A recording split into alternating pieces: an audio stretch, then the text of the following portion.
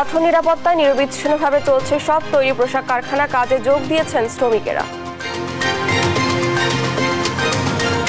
মাতারবাড়ি কয়লাভিত্তিক বিদ্যুৎ কেন্দ্রের শীর্ষ কর্মকর্তাদের দুর্নীতি, ফুরিয়ে আসছে জ্বালানি উৎপাদন বন্ধের শঙ্কা। 6 বছর ধরে বন্ধ কুষ্টিয়া চিনিকল, বিপাকে আখ চাষী, কাজ হারিয়েছে 1000 শ্রমিক, দ্রুত চালুর দাবি। পশ্চিম তীরে তুর্কি বংশোদ্ভূত মার্কিন তরুণী নিহত, উত্তেজনা, স্বচ্ছ বিচারের আহ্বান জাতিসংঘের, গাজায় নিহত 33। এবং বিশ্বকাপ বাছাই, ইকুয়েডরের বিপক্ষে ব্রাজিলের কষ্টার্জিত জয়, 4 ম্যাচ পর জয় পেল 5 বারের বিশ্ব চ্যাম্পিয়নরা।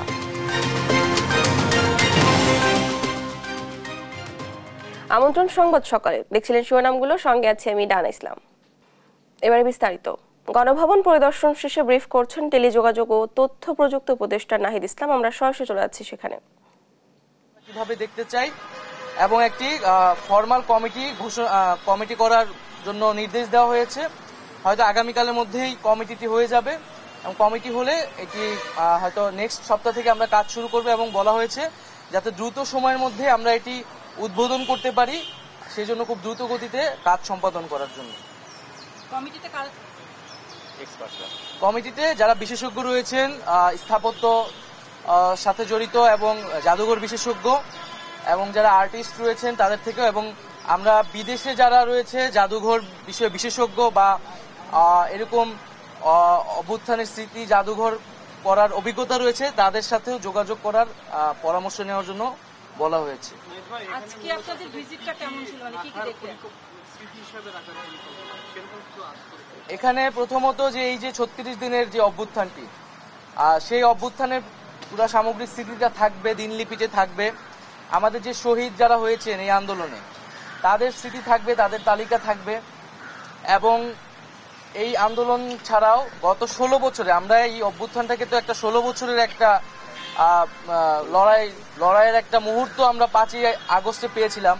তো এই পুরো 16 বছরের যে আমাদের যেই নিপীড়ন হয়েছে, যারা গুম হয়েছে তাদের তালিকা থাকবে এবং যাদের বিচার বহির্ভূত হত্যা হয়েছে, এই সকল বিষয়গুলোর একটা রিপ্রেজেন্টেশন থাকবে। এবং যেখানে আমরা সিদ্ধান্ত নিচ্ছি এই যে স্থাপত্যটি এখন ভগ্নাবশেষ অবস্থায় আছে সেটিকে সর্বোচ্চ সেই অবস্থায় রেখেই আমরা এই জাদুঘরটি করা হবে এবং এখানে কিছু ডিজিটাল রিপ্রেজেন্টেশনও থাকবে। আমরা এই ভগ্নাবশেষগুলো রেখেই আমরা কিছু ডিজিটাল কার্যক্রমের মাধ্যমে জাদুঘরটি থাকবে এবং পুরো 16 বছরের আমরা একটা চিত্র সেখানে তুলে ধরার চেষ্টা করি। আপনারা যে পরিষদে আলোচনা করেছিলেন, উপদেষ্টা পরিষদে এই কথাটি উঠেছিল কিনা যে আসলে যারা পরবর্তী সরকার প্রধান যারা হবেন, যিনি হবেন, তার বাসভবনতে কোথায় হবে, সেক্ষেত্রে সেই সিদ্ধান্ত কিছু হয়েছে কিনা? দেখলেন আজকে কি পরিস্থিতি দেখলেন, এটাও বলবেন। ওইটা তো পরের আলোচনা। হ্যাঁ, পরবর্তী প্রধানমন্ত্রীর বাসভবন বিষয়ে সেটা পরবর্তীতে আলোচনা হবে। এখন আমাদের যে প্রধান উপদেষ্টা ডক্টর মোহাম্মদ ইউনূস, তিনি যেখানে আছেন যমুনাতে, তিনি সেখানেই থাকবেন। আর যেটা বললেন যে এখন যে অবস্থা, এখন আমরা ভিতরে দেখতে পেয়েছি যে এখানে প্রচুর দেওয়াল লিখন আছে, গ্রাফিতি আছে। যারা সেদিন এসেছিলেন, স্টুডেন্টরা এসেছিলেন, তারা তাদের ক্ষোভ প্রকাশ করেছেন। এবং এখানে অনেকে কিছু ফার্নিচার, আসবাবপত্র যেগুলো লুটপাট হয়েছিল সেগুলো কিন্তু মানুষ আবার রেখে গেছে, সেগুলোও সংরক্ষণ করা হয়েছে। এবং ভাঙচুর রয়েছে, মানুষের ক্ষোভের বহিঃপ্রকাশ পুরা বিল্ডিংটার চারিদিকে ছড়িয়ে রয়েছে। আমরা চেষ্টা করব সেই ক্ষোভগুলোকে যথাসম্ভব ইনটেক্ট রেখেই জাদুঘরের কার্যক্রমটা করার। আরেকটা জিনিস জানবার ছিল আমার, সেটা হচ্ছে যে ধরেন এটা তো এত বছর ধরে প্রধানমন্ত্রীর আবাস হিসেবে ছিল, অনেক প্রধানমন্ত্রী ছিলেন, সেই হিসেবে কোনো ঐতিহাসিক নিদর্শনকে মনে হচ্ছে সেটাও রক্ষা করা দরকার। এই 1 টাকা দিয়ে তো মালিকানা নিয়ে নেওয়া হয়েছিল না? 1 টাকা দিয়ে কি মালিকানা নেওয়া হয়েছিল? জনগণের ছিল কতখানি? আমরা জনগণের জন্য এটা উন্মুক্ত করার চিন্তা করছি। না না, সেটা তো বললাম যে অন্য কোনো নিদর্শন আছে কিনা, অন্য কোনো সময়। আমার একটু ছিল সম্পূর্ণ বিষয় ছিল যে আসলে আমাদের, আপনারা যেটা বললেন যে দীর্ঘ 16 বছরের পুঞ্জীভূত ক্ষোভ থেকেই কিন্তু এই বাংলাদেশের এবং জনগণের মালিকানা কিন্তু কেড়ে নেওয়া হয়েছিল, যেটা বাস্তবতা। এখন বিষয়টা হলো যে এই আন্দোলনে, ছাত্র জনতার অভ্যুত্থানে আমাদের এখনো যে পরিমাণ ছাত্র জনতা বিভিন্ন হাসপাতালে, কারো হাত নাই, কারো পা নাই, কারো দুটো চোখ গিয়েছে এবং সব মানে কিশোর পার হয়নি, একটা বাচ্চা, এটা আমার পছন্দ দাঁড়িয়ে যাচ্ছে এইসব কথা বলতে গিয়ে। এখন এদের বিষয়ে যারা শহীদ হয়েছেন তাদের পরিবারগুলো তো আমাদের রাষ্ট্রের দায়িত্ব নিতেই হবে। পাশাপাশি এই যে পরিবারগুলা এবং এটা সুষ্ঠু একটা পরিসংখ্যান আপনারা এবং সুষ্ঠুভাবে সমস্ত সারা দেশ থেকে তথ্যগুলো কালেকশন করছেন কিনা, এবং তাদের এই মুহূর্তে অনেকেরই দেখাচ্ছে বিদেশে চিকিৎসার জন্য প্রয়োজন, নিলে হয়তো তার চোখটা ভালো হয়ে যেতে পারে, এরকম মানে আপনাদের কঠোরভাবে মানে খুব গভীরভাবে এগুলো ব্যবস্থা নিচ্ছেন কিনা যদি বলেন, কারণ অনেককে আমি নিউজ করতে আমরা হচ্ছে খারাপ অবস্থা। এই মাসে আমরা কিন্তু শহীদ পরিবার যতটুকু আমরা তালিকা করেছি, তালিকা প্রায় শেষের দিকে, এবং সেই শহীদ পরিবারদের নিয়ে আমরা এই মাসে একটি স্মরণ সভার আয়োজন করবো বেশ বড় করে আর কি। এবং সেখানে মূলত ফাউন্ডেশনের যে আমরা কার্যক্রমটি চলছে সেটির ঘোষণা হবে, এবং আমাদের যেই আহতদের ব্যাপারে এবং শহীদ পরিবারদের ব্যাপারে যে কমিটমেন্টগুলো আর্থিক এবং অন্যান্য প্রতিশ্রুতিগুলো সেখান থেকে দেওয়া হবে, এবং যে তালিকাটিও সেখান থেকে আমরা ঘোষণা করব। এটা এই মাসের মধ্যেই হবে। আপনি একেবারে মানবাধিকার নিয়ে নানা ধরনের কাজ করেছেন। আমরা সাম্প্রতিক সময়ে যেগুলো দেখছি আসলে বিভিন্ন জায়গায়, আমরা গতকাল তো দেখলাম যে কিছু মাজারে হামলা হয়েছে, ভাঙা হচ্ছে, হ্যাঁ, তারপরে কিছু শিক্ষকদেরকে যেভাবে নিপীড়ন করা হচ্ছে।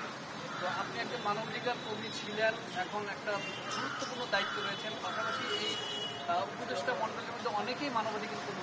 সেই জায়গাগুলোতে আসলে কি ধরনের ব্যবস্থা আপনারা নিচ্ছেন? কারণ এই আন্দোলনটা হয়েছিল মানুষের মানবাধিকার রক্ষা করার জন্য, সেখানে কি এই মানবাধিকার লঙ্ঘন হচ্ছে কিনা? আমরা এই ব্যাপারে খুব সিরিয়াসলি দেখছি। আমরা এই ধরনের ঘটনা যেন না ঘটে সেটার জন্য উদ্যোগ নিচ্ছি, এবং বারে বারেই আমরা এই ব্যাপারে আমাদের নিজেদের পক্ষ থেকে যতদূর এই আইন শৃঙ্খলা রক্ষাকারী বাহিনীকে ডিপ্লয় করে কাজ করা যায় সেটা চেষ্টা করছি। আমরা এটা একেবারেই গ্রহণযোগ্য না, এটা বারে বারে বলেছি। আমরা এর বিরুদ্ধে প্রথম দিন থেকে এটা অবস্থান নিয়েছি।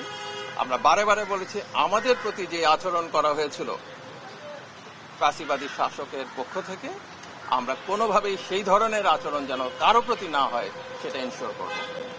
ঠিক আছে, ধন্যবাদ।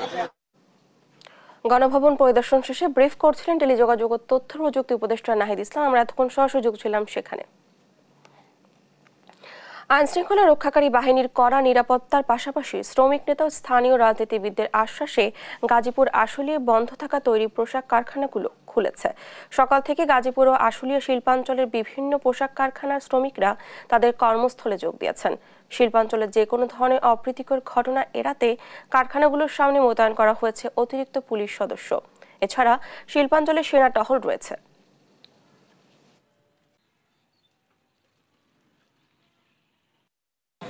তুলনামূলকভাবে গত কয়েকদিনের যে অস্থিরতা, এই অস্থিরতাটা আজকে অনেকটাই কেটে গেছে।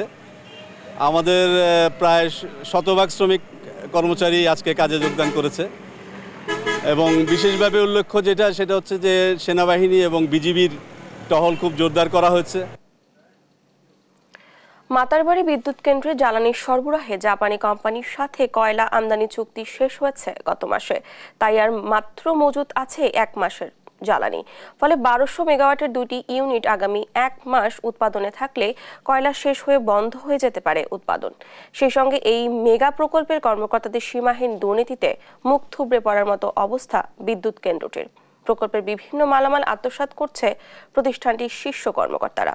এমনকি রাতের আধারে ঘটছে লুটপাটের মতো ঘটনাও। উৎপাদন অব্যাহত রাখতে কয়লা আমদানির পাশাপাশি প্রকল্প এলাকায় নিরাপত্তা বাড়ানোর দাবি সচেতন মহলের।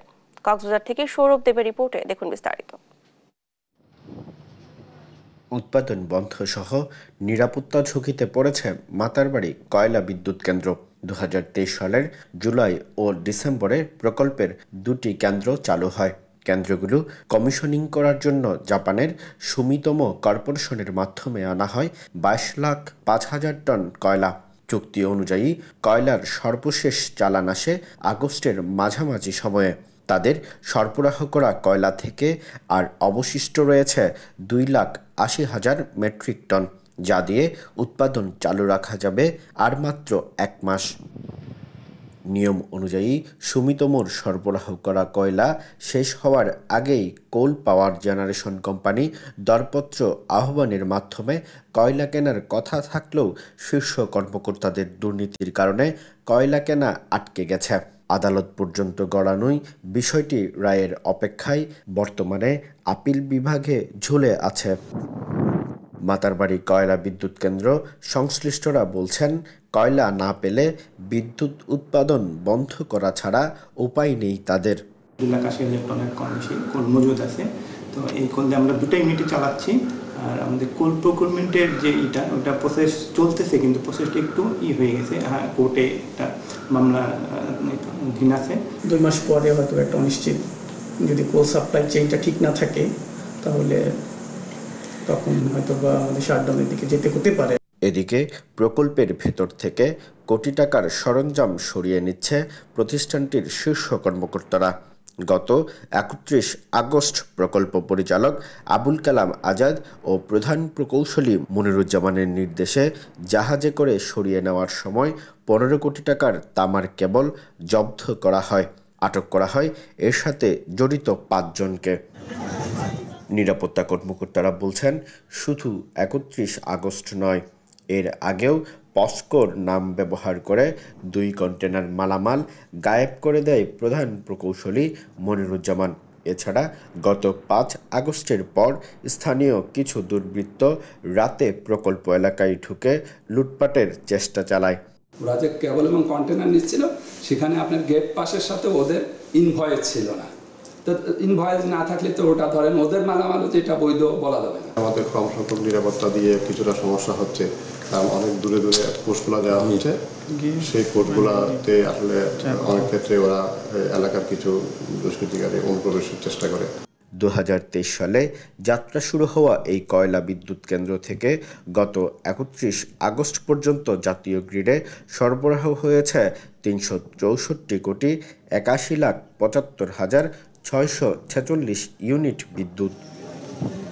সৌরভ দেব, দেশ টিভি, কক্সবাজার। উৎপাদন বন্ধ সহ নিরাপত্তা ঝুঁকিতে পড়েছে মাতারবাড়ি কয়লা ভিত্তিক বিদ্যুৎ কেন্দ্র। এ নিয়ে আলোচনাতে কক্সবাজার থেকে যুক্ত হচ্ছেন সহকর্মী সৌরভ দেব। সৌরভ, 1200 মেগাওয়াটের 2টি ইউনিট আগামী 1 মাস উৎপাদনে থাকলে কয়লা শেষ হয়ে বন্ধ হয়ে যেতে পারে উৎপাদন। এ নিয়ে কর্মকর্তারা কি বলছে, বিস্তারিত আমাদেরকে জানাবেন। জানা, আসলে কর্মকর্তারাও একটি উদ্বেগ প্রকাশ করেছে এবং সেই সাথে তারা প্রতিবেদনও যেটি আসলে দেখছিলেন, যে তারা আশঙ্কা করেছেন যে পরিমাণ কয়লা এখন তাদের কাছে মজুদ রয়েছে সেটি আগামী 1 মাস পর্যন্ত তারা হয়তো উৎপাদন করতে পারবেন, এবং এর মধ্যে যদি কয়লা আমদানি করা না হয় তাহলে 1 মাস পরেই কিন্তু এই বিদ্যুৎ কেন্দ্রটি বন্ধ হয়ে যাবে।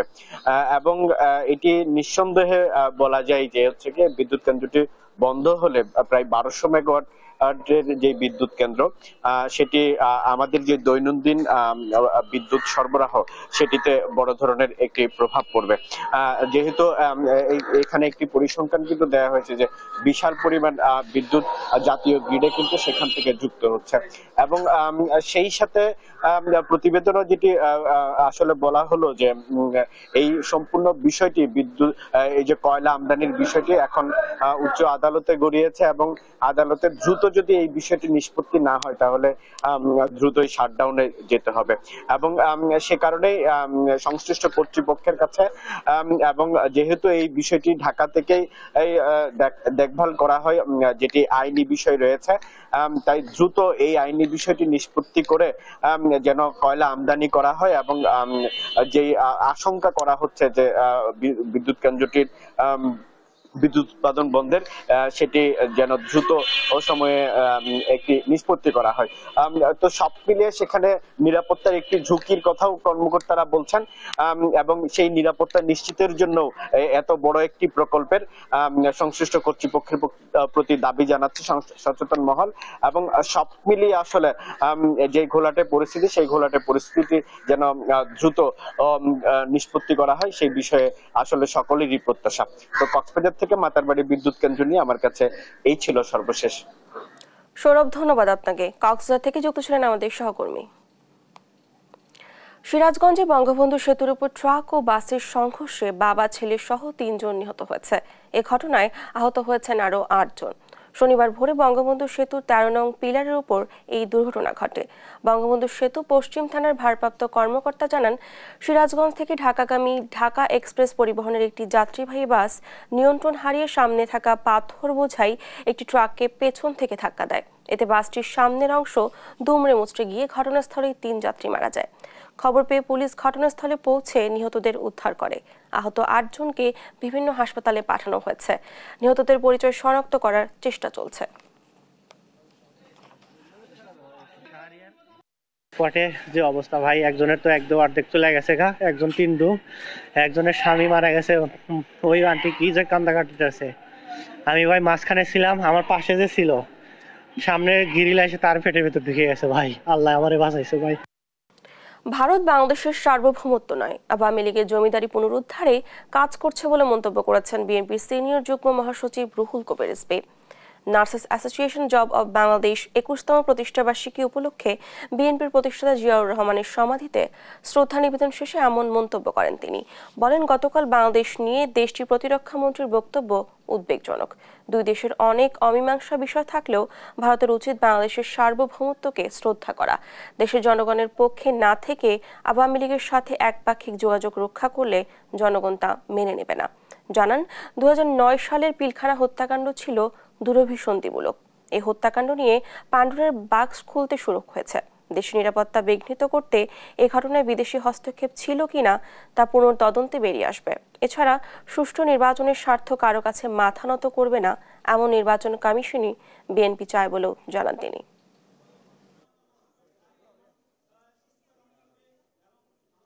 নিজের দেশের জনগণকে যারা অত্যাচার করে, যারা আয়নাঘর বানায়, যারা কনসেন্ট্রেশন ক্যাম্পে বানিয়ে সেখানে বছরের পর বছর আটকে রাখে, তারা এই দেশের পরিচালক হবেন কি করে, হতে পারেন কি করে?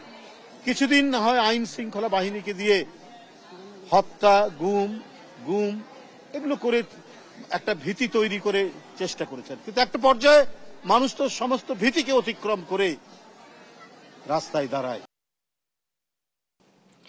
৬ বছর আগে লোকসানের বোঝা মাথায় নিয়ে বন্ধ হয়ে যায় কুষ্টিয়ার ঐতিহ্যবাহী চিনিকল। একসময় যেখানে শ্রমিকদের কোলাহল ও মেশিনের শব্দে মুখরিত ছিল, সেখানে এখন শুনশান নীরবতা।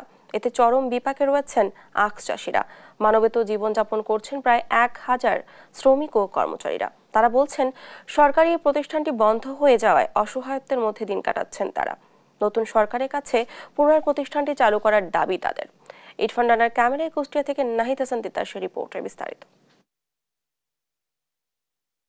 ২০২০ সালে লোকসানের অজুহাত দেখিয়ে কুষ্টিয়া সুগার মিলের আকমারাই কার্যক্রম স্থগিত করে সদ্য পতন হওয়া স্বৈরাচার শেখ হাসিনা সরকার। এরপর থেকে আর আলোর মুখ দেখেনি ঐতিহ্যবাহী এই শিল্প প্রতিষ্ঠানটি।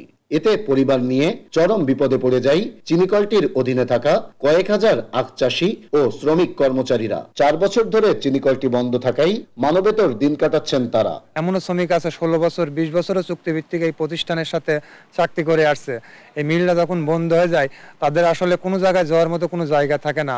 এই মিলের বন্ধ হয়ে যাওয়ার পরে অনেক শ্রমিক কর্মচারী তারা অর্থের অভাবে, চিকিৎসার অভাবে অনেকেই মারা গেছে। আমাদের মিলটা আনুমানিক ৪-৫ বছর বন্ধ হয়ে গেছে। তো এখানে ১,১২০০ শ্রমিক কর্মচারী ছিল, তারা খুবই কষ্টে জীবনযাপন করছে। ছাত্র জনতার গণ আন্দোলনে শেখ হাসিনা সরকার পতনের পর আবারও আশায় বুক বাঁধতে শুরু করেছে এখানকার শ্রমিক কর্মচারীরা। নতুন সরকারের কাছে চিনিকলটি পুনরায় চালু করার দাবি তাদের। এখন যদি আপনারা আপনাদের মাধ্যমে সরকারকে বোঝেন যে আপনারা যে সমস্ত মিলকে আপাতত প্রোডাকশন বন্ধ রাখছেন, এগুলোকে অডিট কমপ্লিট করে এদের পাওনা জানা শেষ করে তারপরে নতুন এখানে বাই প্রোডাক্ট অনেক কিছু করা যাবে। এই চিনি কলগুলি বন্ধ করে দিয়ে, স্টপ করে দিয়ে চিনির বাজার ৬০ টাকাতে ১৪০ টাকা করে বিক্রি করছে। তাহলে পার কেজিতে যদি এত টাকা করে লাভ হয়, তাহলে আপনি চিন্তা করেন ওরা লাভ করে, তাহলে মিল কি লস, এই মিল ৩ ডবল লাভ হবে। অবিলম্বে এই সুগার মিলগুলো একটা কমিটি তৈরি করে কিভাবে পুনরায় চালু করে শ্রমিক কর্মচারী, আখ চাষি সবাইকে বাঁচিয়ে রেখে সোনার বাংলাদেশ গড়ার যে স্বপ্ন আমাদের জনগণ ছাত্ররা দেখেছে, সেই স্বপ্ন যাতে আমাদের বাস্তবায়ন হয়। তবে এ বিষয়ে কর্তৃপক্ষ বলছে সরকারি সিদ্ধান্তে আকমারাই কার্যক্রম স্থগিত করা হয়েছে। নতুনভাবে নির্দেশনা পেলে আবারও চালু হবে প্রতিষ্ঠানটি। আমরা বন্ধও করি নাই, আমরা সবসময় চালু করার পক্ষে, কারণ সরকারের চিঠিতে বন্ধ হয়েছে এবং সরকারের চিঠিতেই চালু হবে। সাধারণ মানুষের দাবি বন্ধ চিনি কলটি চালু করে পরিকল্পনা মাফিক চালালে লাভবান হবে সরকার, অর্থনৈতিকভাবে স্বাবলম্বী হবে এ অঞ্চলের মানুষ। নাইদা সান্তিতাস, দেশ টিভি, কুষ্টিয়া। বন্যা পরিস্থিতির সর্বশেষ খবর জানাতে লক্ষ্মীপুর থেকে যুক্ত হচ্ছেন সহকর্মী সাইফুল ইসলাম স্বপন। স্বপন, বন্যার পানি নামলেও জলাবদ্ধতা নতুন করে ভোগান্তি বাড়িয়েছে, এ নিয়ে কি বলছেন সেখানকার মানুষেরা? ডানা, আপনি যেমনটি বলছিলেন যে আসলে লক্ষ্মীপুরে স্মরণকালে যে ভয়াবহ বন্যা, যেটা বাংলাদেশের 50 বছর ইতিহাসে লক্ষ্মীপুরে এই ধরনের বন্যা হয়নি। এই বন্যা প্রায় লক্ষ্মীপুরের 80% পানি নিচে তলিয়ে গেছে এবং প্রায় 14 লক্ষ মানুষ বন্যায় পানিবন্দী রয়েছেন। বিশেষ করে যে বন্যা পানি গত 15 থেকে 16 দিন পর ধীরে ধীরে কমতে শুরু করেছে। বিশেষ করে লক্ষ্মীপুরের পূর্বাঞ্চল, মান্দারি, পার্বতীনগর, উত্তর হামসাদ্বীপ, দিগুলি, তেওয়ারীগঞ্জ ওইসব এলাকায় এখনো পানি রয়েছে। এছাড়া রামগতি, কমলনগরে 5 থেকে 7টি ইউনিয়নে এখন পর্যন্ত হাঁটু পানি এবং কোমর পানি রয়েছে। তো যারা বন্যায় এখনো পানিবন্দী রয়েছে তারা যেটি বলছে যে আসলে লক্ষ্মীপুরে, এবং আমরা লক্ষ্মীপুরের পানি উন্নয়ন বোর্ডের নির্বাহী পক্ষের সাথে কথা বলেছি, তিনি আমাদেরকে যেটি জানিয়েছেন যে আসলে লক্ষ্মীপুরে যে নদী, ভুলা নদী, ডাকাতিয়া নদী, রহমতখালী নদী ও ওয়াবদা খাল, এগুলো বিভিন্ন এলাকায় এখন পর্যন্ত বাঁধ থাকার কারণে এবং মানুষ দখল করে বাড়িঘর নির্মাণ করে পানি নামার গতি খুবই ধীর গতিতে পানি নামছে। এছাড়াও অপরিকল্পিতভাবে এলজিএডির যে বিভিন্ন খালে দখল করে খালগুলোতে ছোট ছোট ব্রিজ নির্মাণ করেছে, যেখানে দেখা গেছে খালের মুখ হয়েছে 40 ফুট বা 30 ফুট, সেখানে 10 ফুটের ব্রিজ নির্মাণ করার কারণে ওইসব দিকে পানি নামছে ধীর গতিতে। তো লক্ষ্মীপুরের যে খালগুলো রয়েছে এগুলো যখন দখলমুক্ত করা হবে তখনই পানিগুলো দ্রুত গতিতে নামবে। এছাড়া যারা পানিবন্দী রয়েছে, এই পানিবন্দী মানুষগুলো তারা এখন পর্যন্ত টানের জন্য তারা এখনো বাড়িঘরে রয়েছে, তারা আসলে বেরোতে পারছে না। এছাড়া যারা যেসব এলাকা থেকে পানি নেমে গেছে ওইসব এলাকার মানুষজন তারা এখনো কর্মহীন রয়েছে। বিশেষ করে তারা ডায়রিয়া এবং চর্মরোগে তারা আক্রান্ত হচ্ছে এবং অনেকে হাসপাতালে ভর্তি হচ্ছে। বিশেষ করে লক্ষ্মীপুরে যে এলজিএডির যে রাস্তাগুলো রয়েছে, যে 2100 কিলোমিটার পাকা রাস্তার মধ্যে প্রায় 1163 কিলোমিটার পাকা রাস্তা পানি নিচে তলিয়ে গেছে এবং নষ্ট হয়ে গেছে। এবং সড়ক ও সেতু বিভাগের যে 260 কিলোমিটার রাস্তার মধ্যে প্রায় 80 কিলোমিটার রাস্তা পানিতে ডুবে নষ্ট হয়ে গেছে। এসব রাস্তাগুলো দিয়ে এখন যান চলাচল করতে পারছে না। স্বপন, ধন্যবাদ আপনাকে। লক্ষ্মীপুর থেকে সেখানকার বন্যা পরিস্থিতির সর্বশেষ খবর জানাচ্ছিলেন আমাদের সহকর্মী।